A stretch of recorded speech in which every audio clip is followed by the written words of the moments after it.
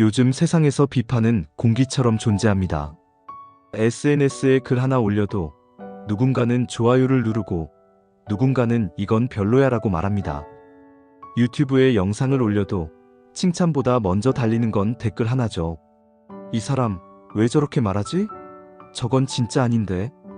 그래서 우리는 점점 나를 표현하는 걸 두려워하게 됩니다. 조용히, 무난하게, 튀지 않게.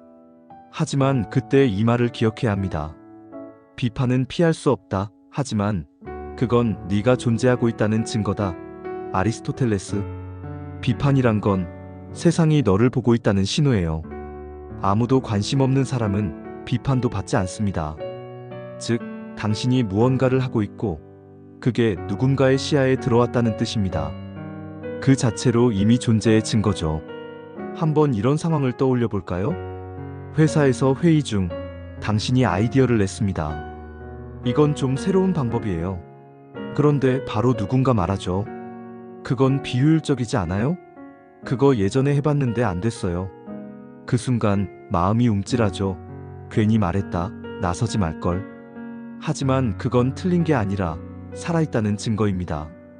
가만히 있는 사람은 절대 비판받지 않아요. 시도하는 사람만이 평가받습니다. 즉, 비판받는 순간 이미 당신은 움직이는 사람이에요. 이건 마치 무대의 법칙과 같습니다.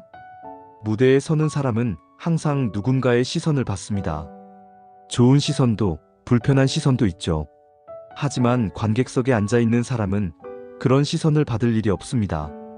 무대 위에 선 사람만이 빛과 그림자를 동시에 받는 법이에요. 그렇기 때문에 비판이 많다는 건 오히려 잘 가고 있다는 증거입니다. 이 시대의 대표적인 예를 들어볼까요? 스티브 잡스는 생전에 세상에서 가장 독선적인 리더라는 비판을 받았습니다. 하지만 그가 세상을 떠난 뒤 사람들은 이렇게 말하죠.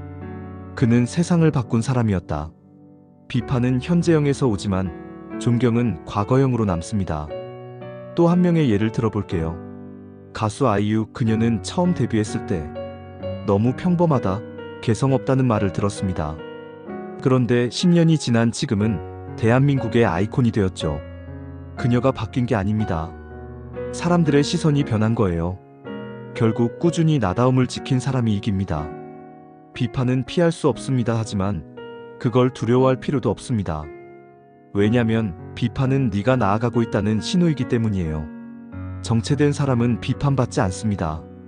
움직이는 사람만이, 무언가를 시도하는 사람만이 주목받고 평가받습니다. 심리학자들은 말합니다. 비판을 두려워하는 사람일수록 칭찬에도 취약하다. 왜냐면 외부의 말에 자기 가치에 중심을 두고 있기 때문이에요. 하지만 중심이 단단한 사람은 다릅니다. 그들은 비판을 듣고도 이렇게 말하죠. 좋은 의견이네요. 하지만 나는 내 길을 갑니다. 이 태도 하나가 인생을 바꿉니다. 생각해보면 세상은 언제나 비판을 통해 성장해왔습니다.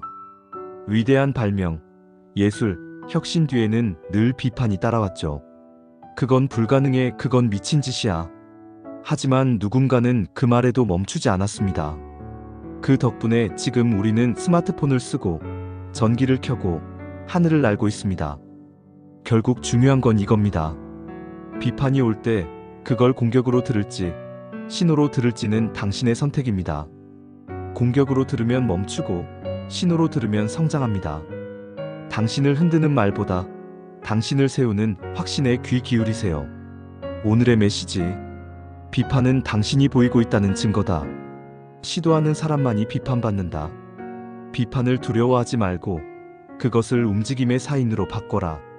비판이 두렵다면 그건 당신이 진짜로 무언가를 하고 있다는 증거입니다. 세상은 늘 말이 많습니다. 하지만 결국 남는 건 멈춘 사람이 아니라 끝까지 나아간 사람입니다. 누가 뭐라 하든 당신은 계속 가면 됩니다. 그 자체로 이미 세상에 나는 존재한다는 증거이니까요.